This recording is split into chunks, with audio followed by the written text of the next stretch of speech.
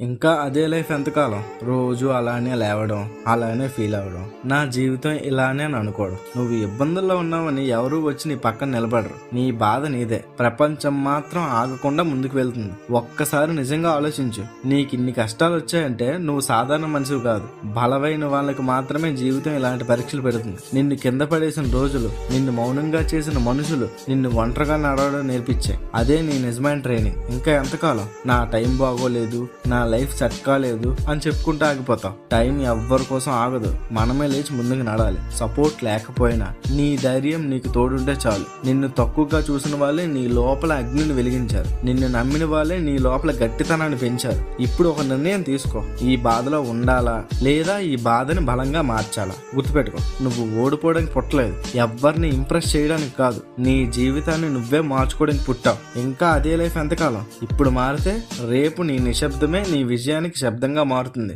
మీ లైఫ్లో ఎలాంటి ప్రాబ్లం అయినా కామెంట్లో చెప్పండి. దానికి మనం గట్టిగా వినిపించేలా రిప్లై ఇద్దాం. మన ఛానల్ని ఇప్పుడే ఫాలో కొట్టండి. ప్రతిరోజు మీ ముందు ఉంటా ఒక మంచి మాటతో.